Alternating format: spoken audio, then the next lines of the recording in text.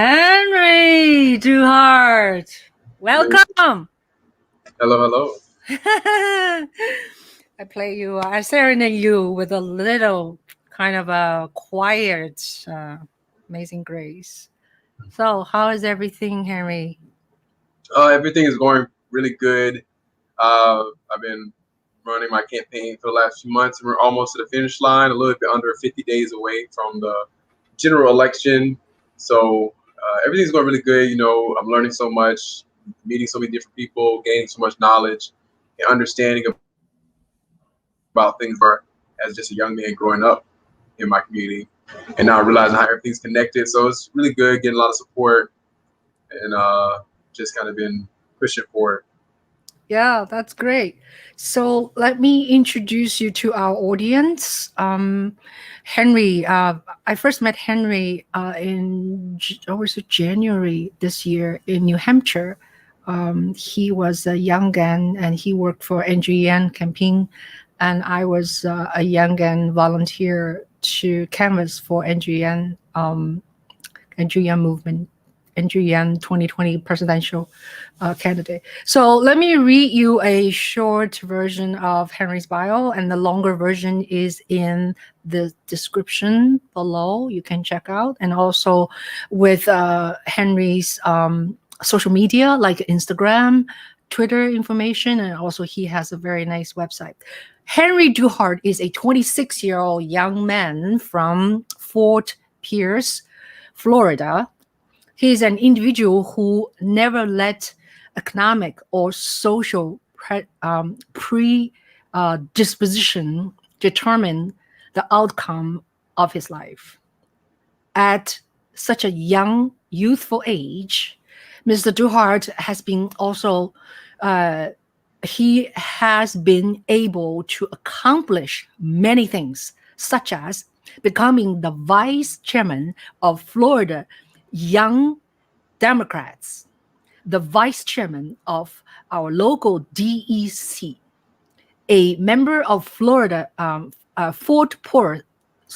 member of Fort Pierce Police Advisory Committee, and he helped as an organizer on Andrew Yan's presidential campaign.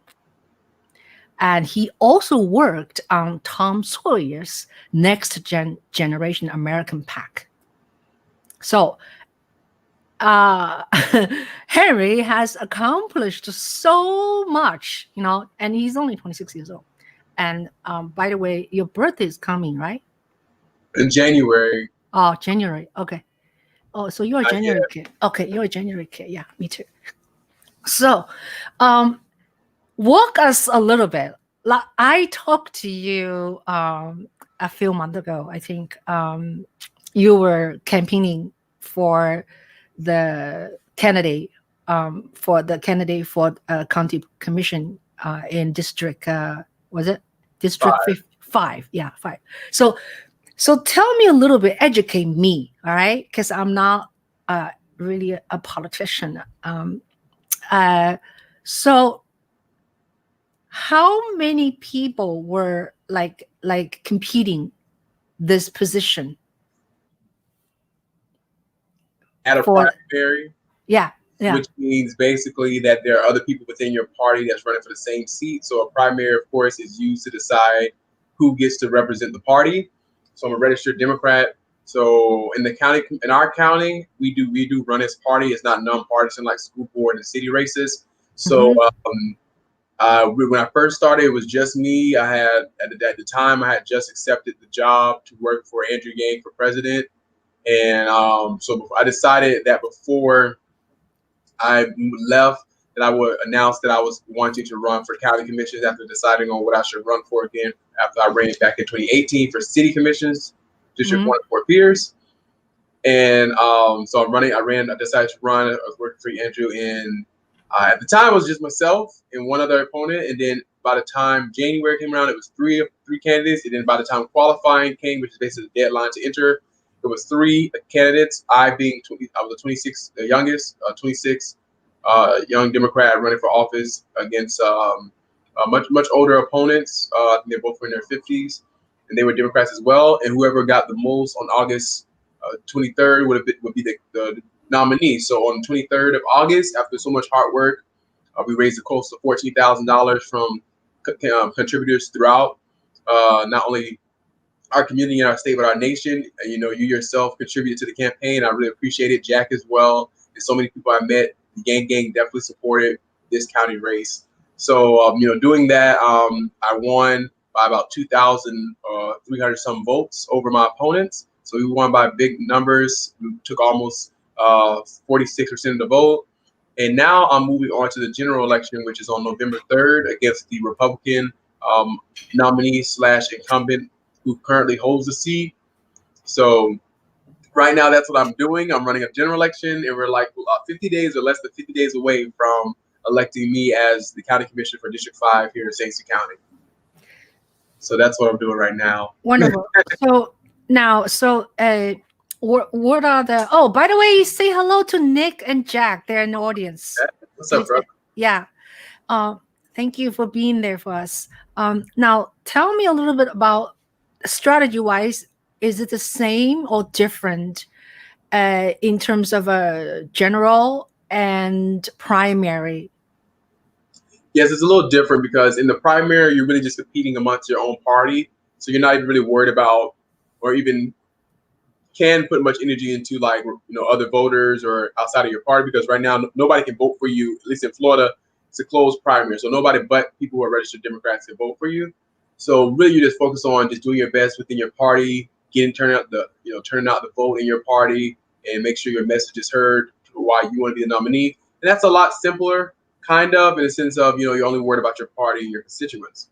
Now, as the general election comes, that's in Florida, our general elections for the county commissions is open. So that means that anybody can vote for me, Democrat, Republican, Independent, which is different from the primary, where only Democrats can vote for me. So now independents, NPAs, non-party affiliated, and Republicans and Democrats all can cast their vote for my race against the Republican incumbent. So it's a little different in the sense of, make sure your message is universal. It's beyond party lines. It's just dealing with what people need, which is better roads, better jobs, infrastructure development, and taking investment funds and putting it back into the people directly, smart development, affordable housing. Everybody wants that. It's not really party related. Everybody wants a better community, a safe community. So make sure you gear your message for a general election, which is a message that for the most part can represent everybody. Now, you're not going to please everybody, which I'm learning every day, that you're not going to please everybody. And some people just may not agree with you just because they submit, whatever. But in this current climate, I think it's very important that young people like myself and people in general who represent like a progressive change step up, be a part of the change. So for me, that's really what I've been doing, is just running for office, being a part of the change, building up a great support base, so diverse. I'm very proud of the diversity of my support. It's not just people in my party. It's not just my race. It's people, Black, white, Hispanic, young, old, skinny. It doesn't matter, tall, it doesn't matter. It's like so many different kinds of people in this race supporting me and being a part of the change. So for me, the biggest thing about a general election is make sure you reach out to as many people as possible, because everyone can vote. And I want to represent everybody anyway. So it's very important to me that I'm universal in my platform and showing how I can be a county commissioner for the entire county. Yeah. So tell us a little bit about what is your opponent like? Like, what is your what's the major thing different between you and him or her? And what do you emphasize you're gonna to fight for that or win your votes?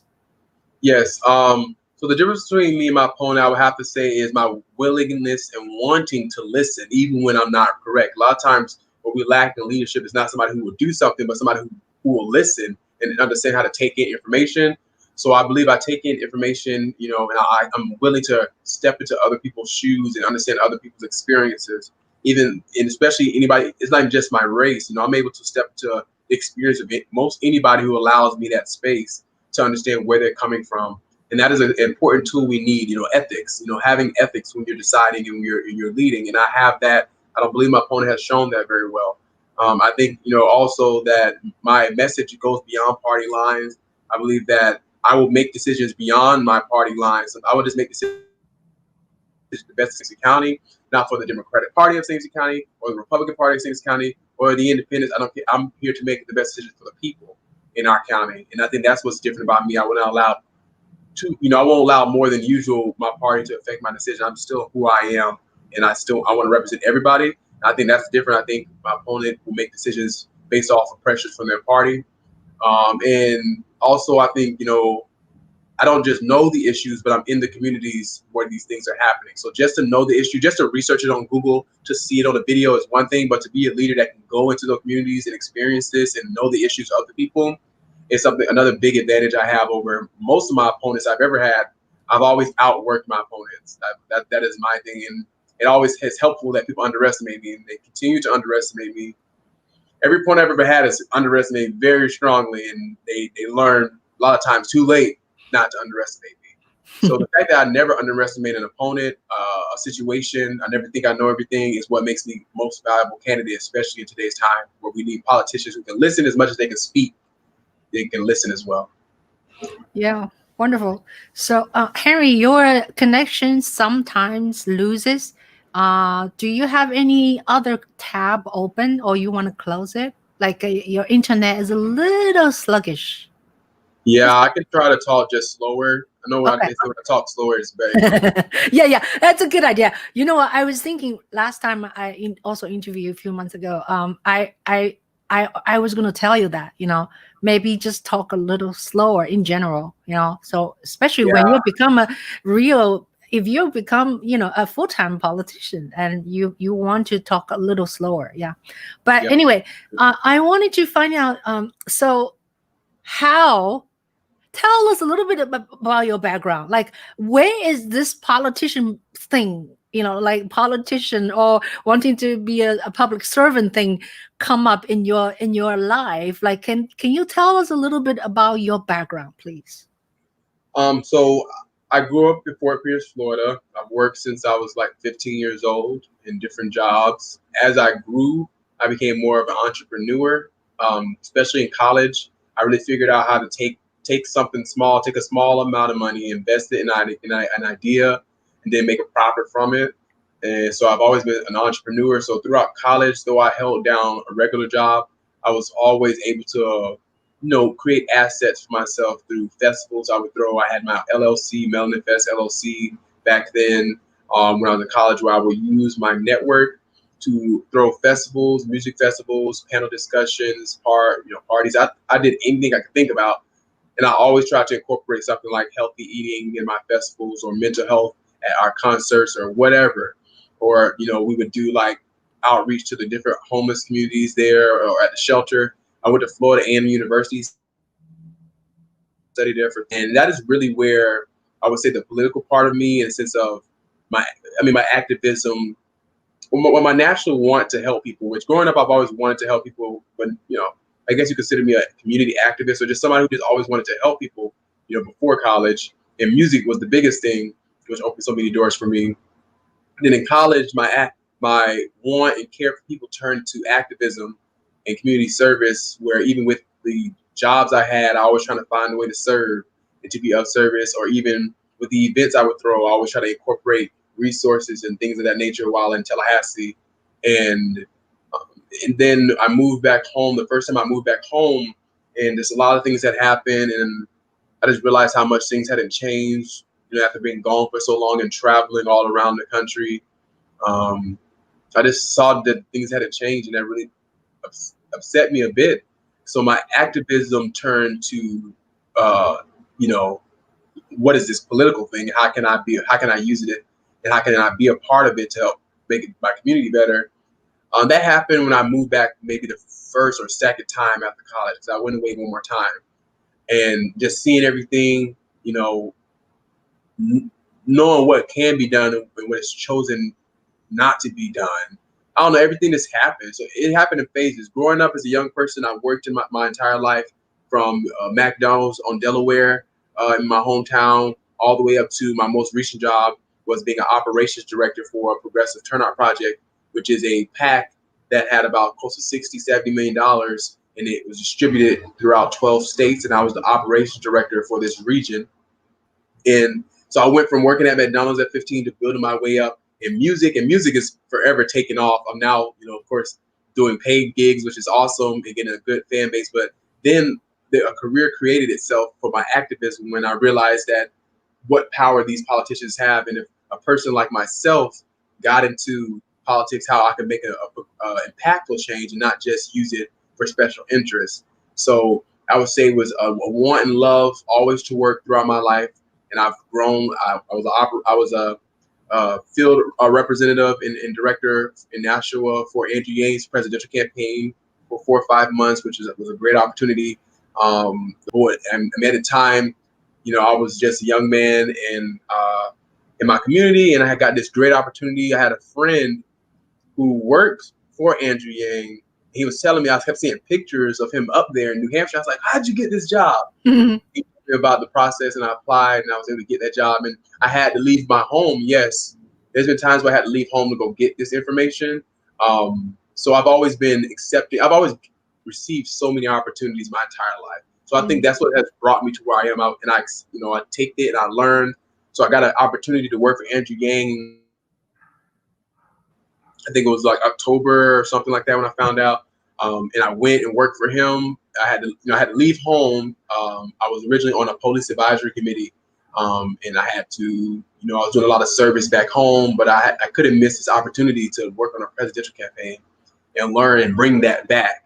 So for me, it just grown. The older I get, the more I just know, and the more I realize, and the more I evolve into something. So somehow I'm a politician now. I mean, I don't consider myself an activist who's trying to use a certain tool that's been usually used against the working class and people to use it for, and to create, a funnel of resources going to the right people. So that's what we are today. I'm full-time a candidate now, so I'm working full-time on this campaign. There's no way you can work and run being a general elections, so I'm out working as many people as I can. Yeah. Can I share a little bit of the old footage of you canvassing in New Hampshire? Sure. I was looking into some of our old footage. It was so much fun. Okay, let me see if this is the correct one. Let's see. Oh, not this one. Sorry. Hold on 1 second. Let me go back. Not this one. It's this one. Screen sharing, and then let's see, how about, because the title is different from the label, so let's see. So now keep talking. I'm just looking for the clip because it doesn't show on the now. Tell us this job, once you win, how long is this job? Is this like a 2-year or 3-year or 4-year? Like, how does that? Yes, it's a 4-year term. So the next, I will be a county commissioner for 4 years. At some point, I will serve as chair of the county commissioners for a year. Each county commissioner gets to serve as chair. And that's basically like you get to kind of mold the agenda and approve things to be on the agenda, control the meetings. You definitely have a higher responsibility for all the different like grand openings and in building those key relationships with companies and things of that nature, which we all do. So it'll be a 4-year term. So I'll be almost 30 by the time I am done with my first term. My 20s will be over. So what a way to go out 20. And I will be relocating to District 5, which is a of the county where I'll be a resident. And we vote countywide though, so everyone gets to vote. We have to, of course, represent every part of the county, but it is a residential requirement to live within the district before the election. So I'm looking forward to that as well, just representing District 5 and the entire community. Okay, here we go. I found it, because they all look the same, the title. All right. So this is a little clip I'm showing to our audience is that Henry and I think also Jack, who is on the field, I drove and then they go to knock on doors. So this is Henry come back from his canvassing, and it was a little clip. So it's kind of fun.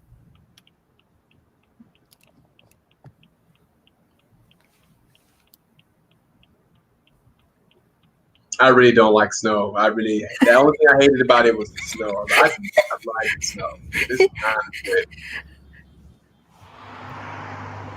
Do you have audio? Can you hear? Here. Okay. You do, right? Okay. Mm-hmm. Okay, good.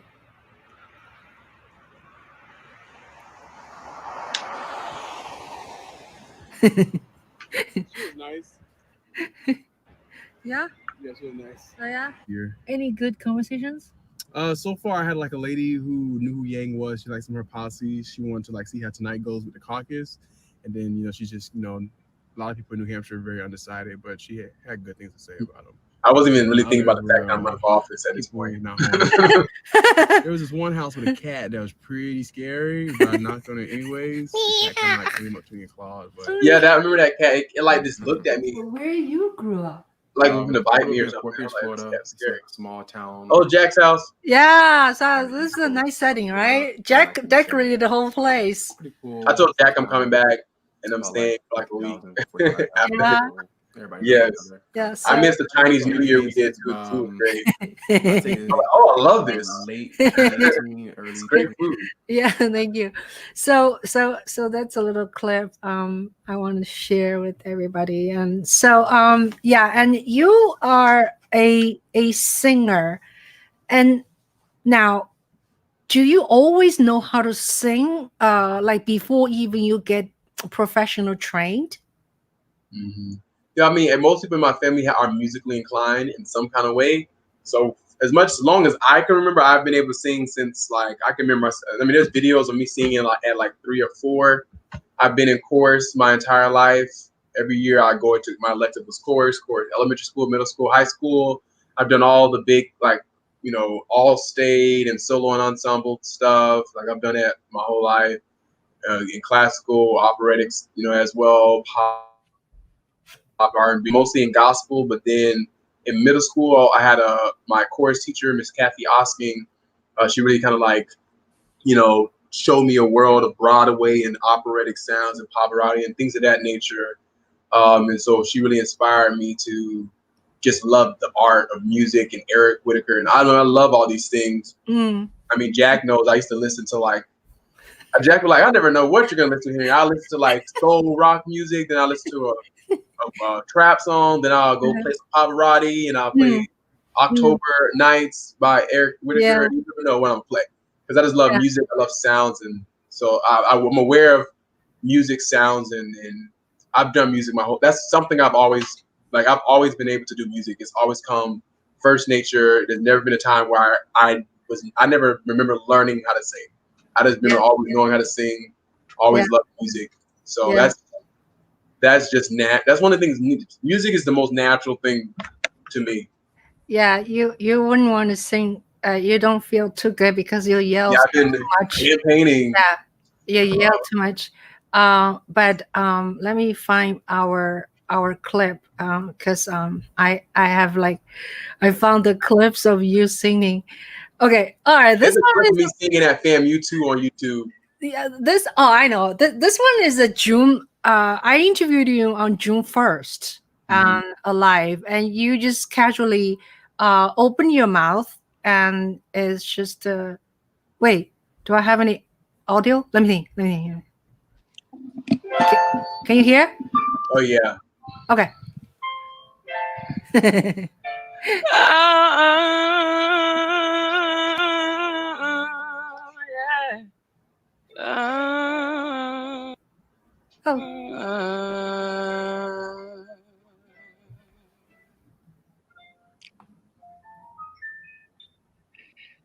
There was a boy a very strange, enchanted boy.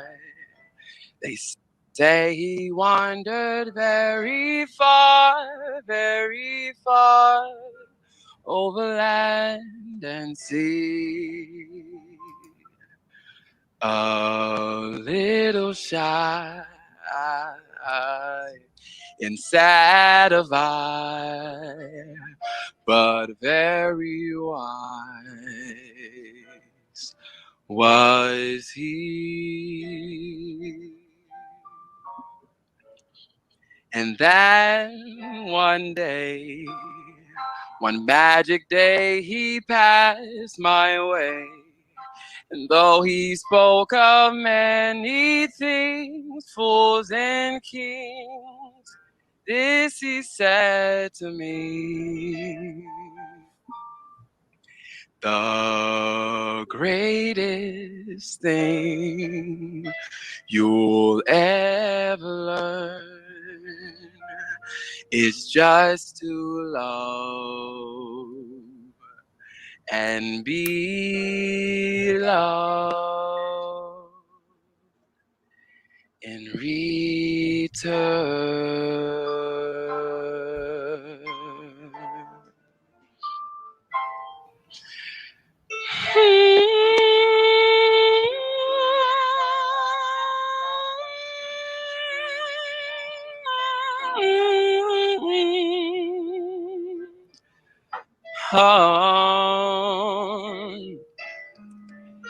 And then one day, one magic day, he passed my way.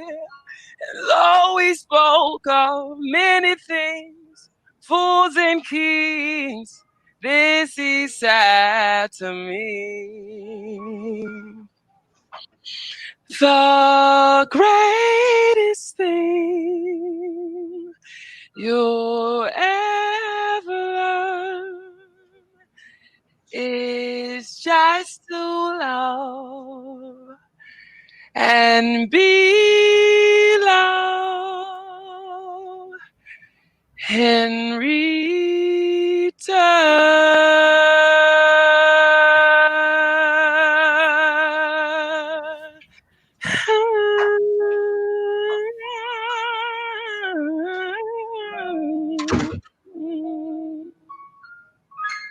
Beautiful.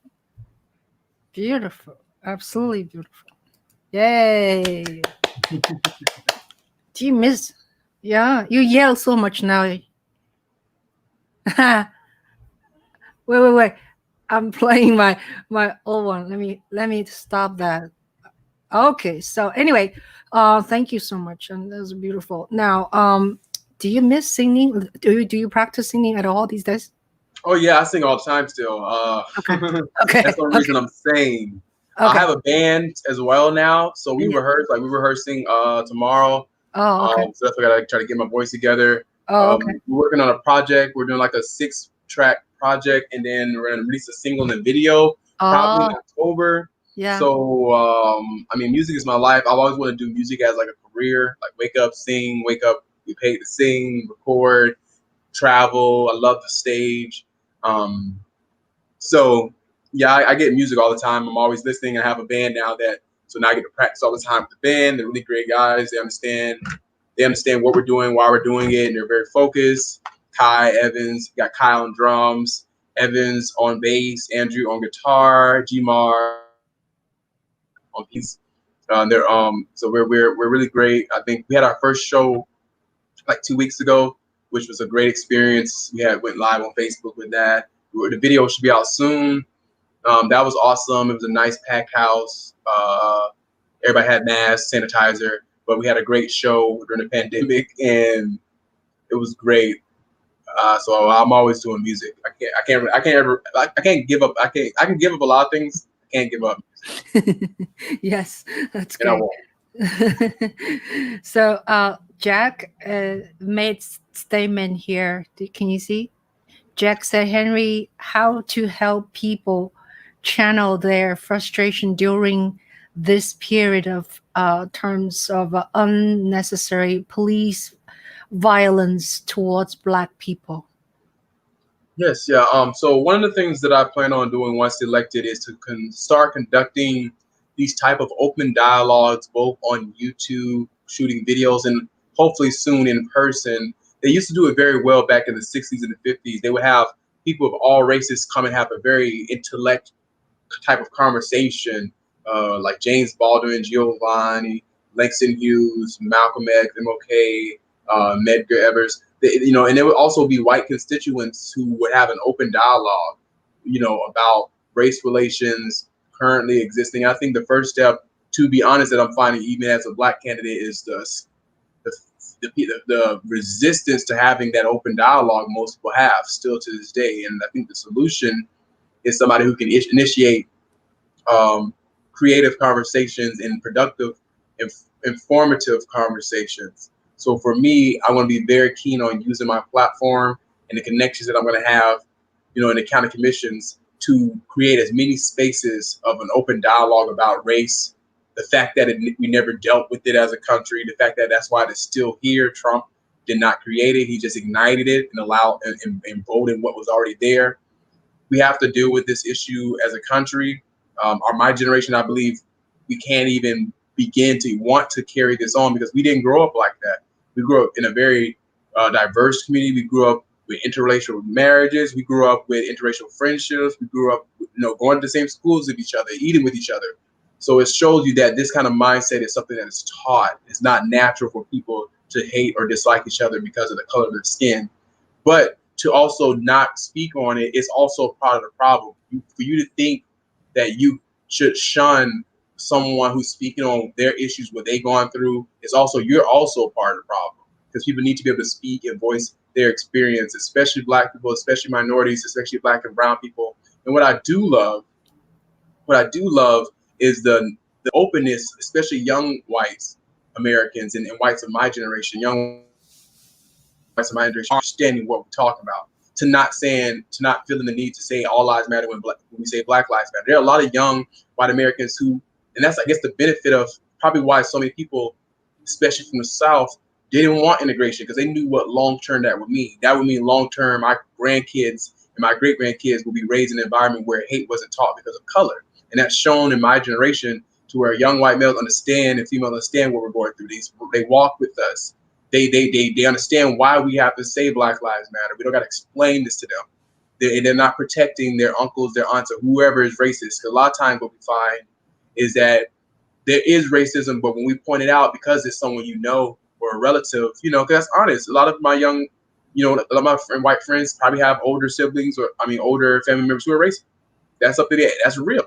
But they don't sugarcoat it, and they understand. They're here to stand in the facts.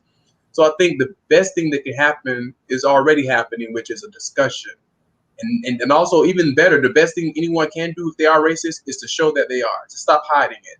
Let's stop hiding racism. Let's stop hiding ignorance. Let's stop hiding everything we've been hiding. Let's talk about it and deal with it. So I'm going to make sure I do my part to do phase one of it all, which is that open dialogue, creative dialogue, and create situations where we talk about race relations, how they still exist today, how we never got rid of it. In fact, we silenced it when we killed off all the big activists of our time back in the 60s. It was a lot of assassinations of leaders, key people who, if we're living today or had it been chased out of this country, would have been so effective in making those changes. But because they represented that change, they were either assassinated or driven out. And that's just not black people. There were white allies, there were Asian allies, there were Hispanic allies. You know what I'm saying? This thing goes beyond just the black community. So I think building that conversation and creating places to have that conversation as county commissioner would be something I'm about even after I'm done. But also showing people how alike we are, how alike the Asian American struggle is to the Black American struggle, is to the Hispanic American struggle, is to the poor white American struggle. They use us against each other instead of us. So what they use to not unite us, I will use to unite us. So it's a beautiful thing. And I was lucky enough to grow up in a community that is predominantly minority, but it has a great mix of all people. So when I speak on Fort Pierce or I speak on any impoverished area, but particular Fort Pierce, I grew up seeing poor whites, Hispanics, and blacks. So I'm not just talking about the black issue. There are young white males, females, and young white families who want their child to have a living wage job, who Mhm. want their child to have a better life for themselves and not have to, live in crime and live in violence, who want their young white child to grow up in a world where they can have opportunity. So I understand that, everybody has a different wall, a different obstacle. So my goal is to show people the likeness in all of our obstacles so we can work together, I guess. Yeah. So during this Black Lives Matter, I personally went to many protests, shot films and stuff, and now there's a lot of going on in Portland, Oregon right now. The whole city, right, is being people have been protesting for a whole like 100 days or something. What about in your area? Question one: in your area, have you personally, when you grow up, experience any prejudice towards you? It's because the color of your skin, and you get harassed, or you get troubled? And number two question is, in your area, how is this issue? Is it a not an issue, or it is a constant fighting with police or whatever? Mhm. Well, concerning do I experience any kind of like racial injustices? Yes, I do. I've experienced them more than I used to growing up. I never really experienced racism being born in the 90s, 94. I grew up in like early 2000s. I never experienced really blatant racism. There's, of course, systematic things that I wasn't even aware of. But, like how maybe my books weren't as good as another school's books or those kinds of things. But like blatant racism, like, no. Growing up, I didn't experience that necessarily. I didn't know how to point it out. I experienced more classism because I didn't have as much money. Then I was picked on because I didn't have the right new shoes. I was picked on, which can be just as bad sometimes.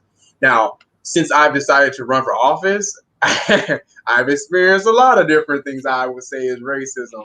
But for me to point it out, and for it's really hard sometimes as a Black man to point it out, because if you point it out too much, you can be made to be seen as like an angry Black man or not tempered. Now, you're pointing out the truth. You're pointing out what your experience is. But because we have not yet had those real conversations, we're still in a place where we're hiding our demons. We're hiding our skeletons. So when someone points out the truth, especially someone who's experienced it, they're still kind of shunned. So for me, we have a long way to go because I know that there's certain things I have to say a certain way, or even certain things that I'm telling you my truth, but can still be used against me. Or some people who never met me a day in my life, and they have a whole thing about who I am, what I am. Never met me. Never took me out to lunch or nothing. And I think a lot of that does have to do with obviously what you see, which is my color. That's only because if you met me, you wouldn't, I would understand. But you haven't met me. So you made this for me, I think also what you saw first, which was my color. So for me, I do it. I would be honest. I'll be lying if I say I haven't experienced it way more since running for office. Running for office, especially once you win something, like because a lot of times people will discredit you, like he ain't gonna make it.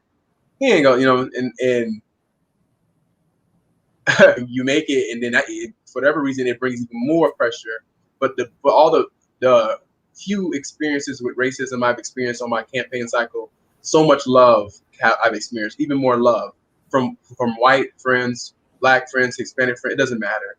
I have experienced so much love, so it outweighs the negativity, it outweighs the racism, and it outweighs those old ways.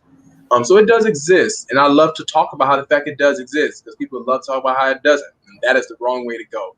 I think we need to talk that it does exist, point it out in our system, point it out systematically, point it out within our circles, within our families, talk about it. And I would love to spearhead more events and things that open us up to culture. That's why arts and entertainment is so important, because it forces you to experience culture in a way that is not unfamiliar to you when you see it, when you go into communities and you go into different dwellings. So for me, I do experience it. I just experienced it this morning. Like it happens. For the most part, I've learned how to deal with it, because you have to move forward. Now, sometimes it does, you do think on it. You do sit back and you like, wow, this is going on. I wouldn't be human if I didn't, think on it and just, it didn't not upset me, but just really, it's more of a disappointment.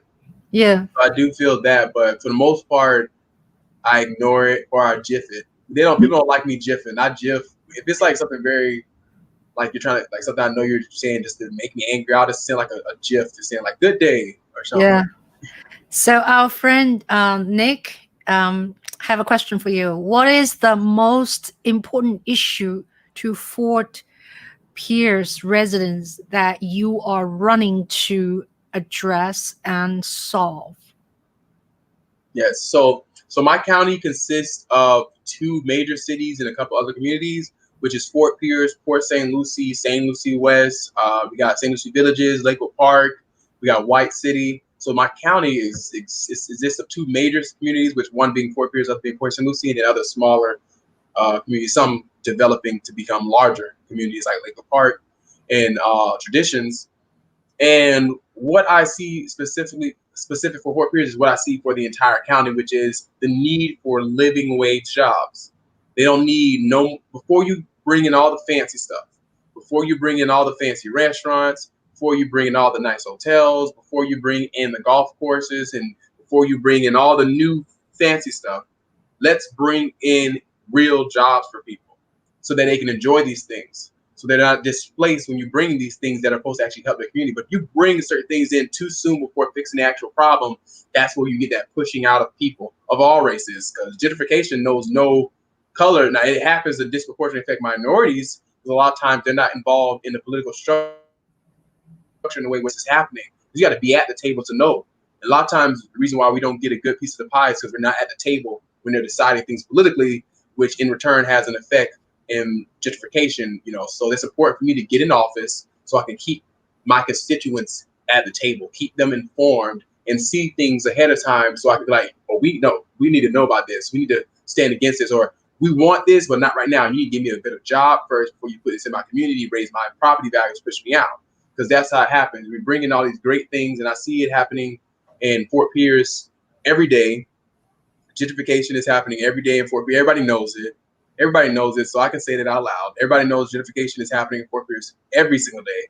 And everybody's doing everything, building up everything, but not certifying the workforce to give them living wage jobs to even think about, yeah, it's being gentrified, but because I have a great job, I can buy this property and hold my ground. Because I have a great job, I can finally afford to get my LLC and start my business at the new plaza they built up. Because I, was given a great living wage job, I can afford the utilities here once they raise this, because whatever. I can afford solar energy so I can preserve these things. A lot of sound decisions that most people can't make because of financial reason. A lot of times it just goes back to finance and that's access to capital. So when the biggest things facing not only Fort Pierce but the entire county and the nation for most working class people is a quality job, a quality living wage job that you can have pride in. And so for me, it's going to be very important for me to work with our unions, work with the different trade institutions to build another trade institution within hopefully 2 within the North County, both in the Fort Pierce sector, but also further out into like Lakewood Park, the more northern parts, so that we can have a trade facility within each region of our county, and then work with all those trade facilities to build a network that basically I would love to give out as many certifications and trades as possible. I want people to have on their wall, you get AC, you're certified in AC, certified in plumbing, certified in diesel engineering. You also have a certification to do X-ray. You have certifications everywhere. That's what I want to do so that we can demand the workforce. So the biggest thing we need is better jobs. Very nice. We have our audience, very nice. Doesn't have a name. The name is all reviews and reactions. Probably is a Henry's friend. It's great, Juhl, that you are giving many a platform. Henry, keep on pressing on and doing your thing. You both are great role models. Thank you so much, All Review. And then All Review also brought some other question. I'm not quite sure the question. Henry, you read it, please, dear. It says, what policy changes and investments are necessary to encourage broader employment? So that's a 2-part question. Policy, I believe we require within the concept industrial trade type, the field that in, and trades come in so many different ways. It's industrial, it's manufacturing, it's yacht manufacturing. It's also, there's trades within the medical world. Certification to do X-rays, or and all those other things in the medical world. And there's also certifications in clean energy jobs. Like the biggest utility place in our region, which is FPL, has gone into transitioning to solar energy within their electric company. So the jobs are there. So policy-wise, I think we need to raise the residential requirement for these institutions to hire people, but also we need to not only raise the residential requirement.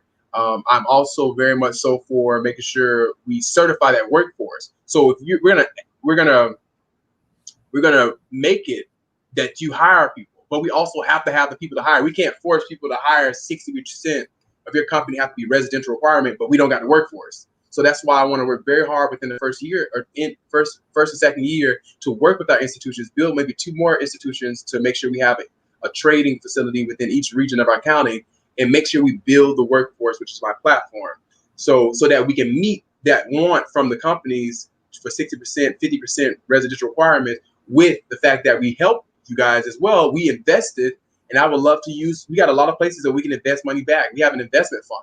Our clerk of courts takes our tax dollars every year and invests it in safe bonds, and we make a profit off of our tax dollars every year, which I think, like any other company, if the investors gave you money, which is our taxes, and you made a profit off that, it needs to be put directly back into who? The investors. That's how companies work. So for me, it should be put into anything else but direct, things that helps the original investor. So for me, we have the funds to invest these ideas, to give out these free programs. We have the connections, and if we allow the understanding of technology to connect people to resources, and policy-wise, I would say we need to raise the residential requirement, but we can't do that until we raise the certified workforce within our county, which I want to work with the businesses on doing that, and create incentives for those businesses. So if you have a job, if you have an industry, you're like a mechanic job, like say like our port with the boat manufacturing, when we finally get that off the ground, we have yacht manufacturing. I would want to require that, director hires at least 50% of residential requirement, so that say they can hire 500 and 250 of them people. In order to keep these incentives, you have to hire at least 250 certified people. But I don't want to just say hire them and then I go searching. I want to work with them also with an apprenticeship program. I want to also simultaneously do a deal with them, but make sure we're putting funds to make sure we put it out there in our community that you can get trained and work directly at our port. So we have to build a workforce while also requiring more. And I'm down. I am so down for incentives for business. You meet those requirements, we can talk about lowering impact fees. If you meet those requirements, if you first can give living wage jobs to this community, you can give more than you're receiving. Then we'll talk out incentives, lowering certain things for companies that are doing great things for our community and hiring our community with these living jobs. So that's the policy. Investment wise, I think we need to be very keen on how we use our investment funds moving forward. I think the investment funds should not be considered something we use for a rainy day. You don't go on Wall Street, make somebody a profit and say, hey, I'm gonna take your money for a rainy day. You give right back to the investor. So also I want to make sure not only we use funds made from investments directly to the people, but we teach people that, yes, during the election cycle, you're a voter, and yes, because you live here, you're a resident, but you're also an investor. Because we take your tax dollars, we invest it, we make a profit. It should be going directly to your communities. No community should be without a sidewalk, and no community should be without opportunities if we're making this much money off of tax dollars from investments. Well said. Henry, Al is asking you, are you pro UBI? I'm Yang Gang, of course. Yeah, that was one of my favorite things. I like to think that you can bring UBI anywhere. I think UBI works on a national, state, and local level. One of the things I would love to do, it's still a platform that I'm working out, of course. Because I don't want, I think there's enough private funding and investment funding for us not to have to use tax dollars just because of the community I'm in. Right now we're in COVID. So you got to be very careful about what you use, tax dollars on. So what I want, but there's so many initiatives, there's so many private companies who support UBI, who's given these opportunities. There's a thing called Alliance of Mayors, where there's a couple of mayors throughout the country who all are giving UBI out to random people in their community. The mayor of Atlanta, Stockton have done it, and they work with a private company and use grant funding and private funding to fund these initiatives. I would love to work. I've already done my research of the companies they work with. Also, the mayor of Stockton, Mayor Tubbs, who is a part of that. We're setting up a meeting so that I can talk with him about his connections and how he got it. So he has something where in his community, so many people it's randomly. It's not even about and that's why I love the UBI. It's not about poor or rich. It's just like random. So they pick out of their population, they have enough money for a certain amount of people, and they do it randomly, and those people get it. Now, I mean, there was a story of this lady whose husband in his community just got disabled and couldn't work no more, and this UBI came right in time for her, where I think they're giving like $500 or $1,000 a month. I want actually to do the same thing with private funding and grant funding for businesses post-COVID. I would love to create a business UBI that if you're a resident of St. Lucie County and you own a business in this county, you have the opportunities to enter in to be someone who can get this UBI. As long as we got the funding for it, the private funding for it, I want to make sure it goes there. So I would love to create a UBI that's written so that post-COVID, because a lot of people are either lost their business, barely holding on, or got to start over and cross their fingers. So imagine if we were able to get enough funding to sponsor 100 business owners in St. Lucie County with $500 or $1,000 a month to go towards whatever they need for their business at the time. That's a UBI that's something I'm trying to infuse into my platform in a way to show that UBI works in so many ways, and it works in municipal government, and it works in state government, and the UBI for the business community is something I'm really hoping we can support, because a lot of working class people in my community had a business. A lot of that was it. That was what they were using. It's not everybody has all businesses are bad business. Local business exists, and we were full of local entrepreneurs who got hit by COVID in a horrible way. So the UBI for the business community is something I'm hoping. Hopefully, I can work with Andrew Yang on. I'm going to write him. I'm hoping I get a response from him to work with him on something like that. I think the Yang Gang is a lifestyle. It's not just him running for office. It's like something that is in all of us. Speaking of UBI, this week actually is the UBI week, global week. And then Saturday, 40 different cities around the world is going to have UBI March. So I have this thing on screen share right now.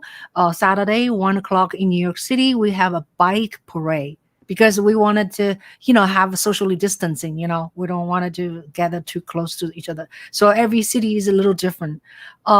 By the way, tomorrow I'm hosting an extra talk with Carl Wedderquist, who is a UBI expert, and also Diane Page, who is a New York City UBI income movement founder. And we're going to promote this week, so hopefully some of our audience, or I don't know if you have time to join, but tomorrow we have a talk for 1 hour. So anyway, so UBI, you know what, actually I didn't even realize when I was promoting the bike event, I was tweeting different organizations. There's like UBI Europe, Income Movement Europe, Income Movement Australia, Income Movement, where many places, Canada, so it's a lot of places, So I wanted to show you. Actually, I have to get out and then go in. I'll show you something. I'll surprise you. Okay, I think is it this one? Let me see if it's this one. Haha. Okay. All right. So this is also very nice excerpts Henry did.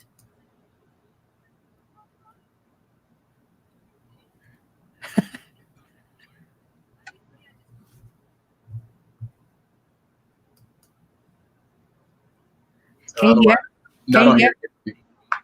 Huh? Said no, I don't hear anything. Oh, there's no audio? Oh, No. sorry.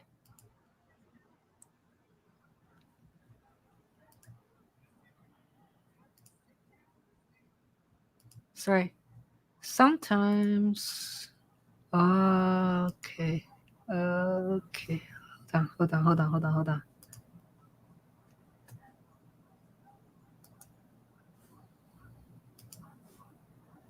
Sorry, huh? It's a little okay, I think it's this one. Yeah. Okay. So we had a little exchange about having you do this and do that. So let's see. It's been a while. The operatic style, classical singing is not like pop art, like that. You have to. Can you hear You have Henry? to be warm up. You can stand up. You should stand up. Let's see if I can. It's hard to sit down to sing. Let's see.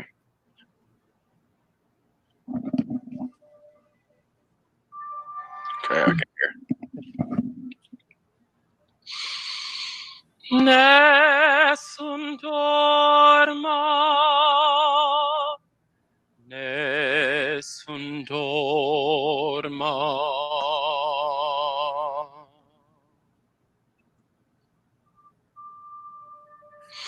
Tu ci pesa nella tua fredda stanza,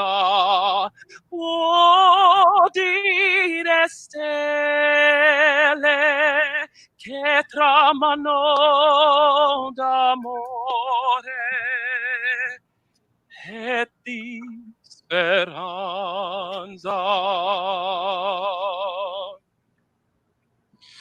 Ma il mio mistero è chiuso in me e non manto nessun saprà. No, no, tu la tua bocca tramanto te stelle, tramanto te stelle. La il vincerò.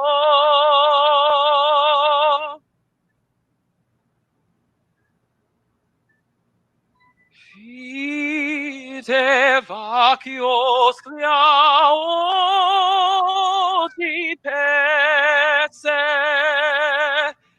e de dolente.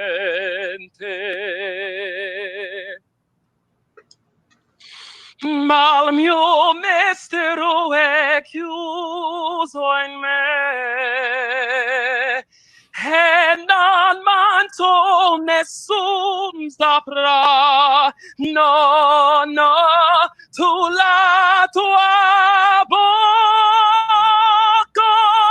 tramanto te stelle, tramanto te stelle.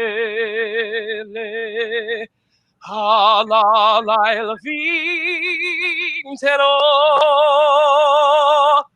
vincerò,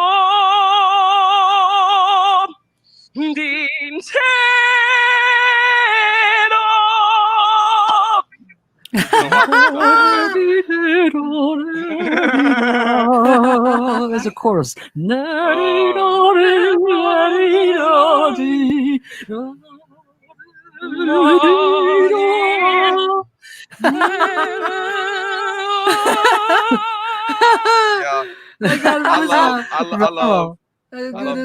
love Pavarotti. I love Bocelli, and just their tenor singers have always. Okay. Wow. Beautiful. So anyway, that's beautiful. Are you like?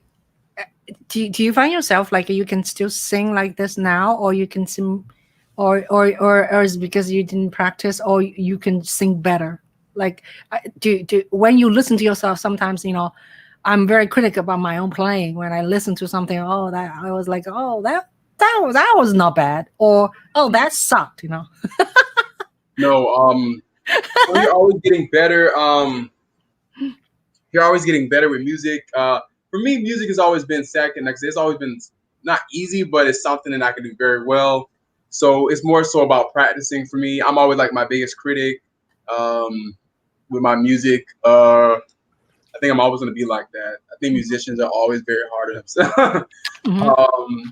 But it makes you a better musician, a better artist. And I really want, once this campaign and stuff is over, I really want to get like, we don't have any like local choirs and stuff like that for like adults. But I really would love to like do a play again, a musical again or something, maybe after the election, or, you know, do like a couple of selections, like a big operatic thing, and invite people. I do want to get into it a little bit more. Like I used to, opera used to, like classical music used to be a part of my daily life, especially in college. I went to school for it, so I had to, you know, for the scholarship, I had to like be in chorus like every day. Yeah. And so I do miss classical music and singing in a group, singing in a choir. Yeah. It's really good. Like singing in a choir and chorales is fun because it's like the sounds people can make with their voices, the dissonance and everything. You can do that with vocals. Like it's cool to hear it on the instrument, but to hear voices make these sounds, and that's why I love Eric Whitaker, because he's really good at making voices sound like instruments. That's even more impactful. Yeah, you know, Al said you should sing instead of debating. That's a good idea. Yes. And then our friend said, "Bravo, bravo! I totally wasn't expecting that. You made me want to watch The Godfather now." What's the relationship of Godfather? It is that kind of music. I'm crying. Yeah, Barbo. Yeah, very nice. So we're almost at the end of our discussion. Let's see, anything I have not touched with yet? You wanted to talk about it now? Oh yeah, in the description you will find Instagram from Henry, also Twitter. You just started Twitter, right? Yeah, I just started it. Yeah. So go, follow him. And I finally reached 500 on Twitter. Nice. So, yeah, which I wasn't even trying because I don't really tweet that much, you know, not like somebody else has like more than 1,200, you know. Yeah, I don't tweet much, but I'm trying to get into the Twitter world. Yeah. I think it's very, very different. Twitter and Facebook. Mm-hmm. Twitter is more like you just say something, right? You don't really expecting to get ask a question, and like 9/11, I asked a question on my Facebook. I say, where were you, 19 years ago? And then I have so many people respond. It was very touching. I almost had 50 people responded to tell me where were they 19 years ago. But Twitter is not like that, right? Twitter is more like Andrew Yang tweets so much. Like you just throw out an idea or throw out a statement. Yeah. Then, right? See if it catch. Yeah. And then sometimes the Twitter, I really don't know who they are. Like sometimes I don't, because people use weird names, you know? Yeah. Because there's no really, yeah. But anyway, it's a different species. I'm learning. So anyway, yeah, great. So Henry, good luck with your campaign, your rest of the work until November 3rd, right? 3rd. Yeah. So November 3rd is the election day. Yeah, and also I would like to encourage people to donate to Henry's Blue Act. Is it called Blue Act? It's the link is on DuhartForFL.com. Say it again. So the link to donate is on my website at DuhartForFL.com. You can donate right now. We don't need a lot of money. We just need enough money for mailers and things. So we're trying to raise about $5,000. So whatever you can donate will truly help us. My opponents raised like 60,000. We raised 15. We don't need that much. Republicans in our county have always raised a lot of money, and that doesn't mean you're gonna win. You don't need that much. I mean, I spent my money on unique things that people don't think you should spend your money on, but it actually worked because it's the 21st century. So for us, our goal is just to raise $5,000 so that we can do everything we need to win. So you can donate at DuhartForFL.com and help us spread our message by making a contribution of any size. Right. So where is your website? Let me find it here. Actually, I wrote it down here. Right? Do you see it? Mm-hmm. That's Henry's website. Yeah. Great. Yeah. So it's awesome. I'm not gonna play the what do you call? I sometimes play this game with my guests. Like what do you call rapid fire? Yeah. Oh, I'll play with you when after you win. okay. I don't want you to, I don't want you to say anything. You know what I mean? Like being catched by your opponent or whatever. Yeah. Because that's a stupid game. We're game. Yeah. Yeah, you know what I mean? Yeah. So whiskey or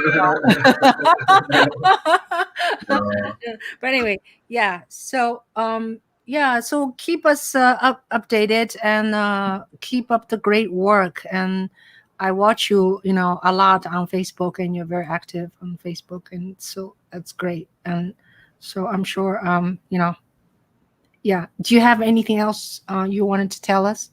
No, that's all. I really appreciate the platform. We just released our new platform, so you can follow me on Facebook at Henry Duhart, and you'll see me. You'll see me. You'll see this face. Follow that. We released our new platform Saturday, which consists of my support for vocational training, a post-COVID plan, and make sure that we have our environment, safe energy, safe communities. It's all in that. So we break it down into 5 points. We released that, so I'm so excited about my platform because it's based off of everything I've experienced and my team has experienced over the last 8 months of running. So this platform is the people's platform. And the fact that we evolved our platform showed that we were listening. If your platform stays the same the entire year, you have not been listening to yourself. Your platform should always be evolving. So please support, and anything, the biggest thing we can use right now is donations and contributions at duhartforfl.com, so we can raise the $5,000 that we need to win this election and get to the goal. So anything is needed as soon as possible. The sooner we get it, the sooner we can push out some things for our community. So thank you, everybody, and thank you, Chen, for your opportunity. Yeah. Sure. Thank you. Thank you for being with us, and thank you for being my guest. And we wish you all the best. And then I'll catch up with you maybe one more time before November, okay? Because we still have several months, several weeks. Yeah. Okay. Great. Well, stay safe. Be good. Wear a mask. Yes. Yeah. Okay. All right. Bye-bye. Thank you, Henry. Yeah. Take care. Bye.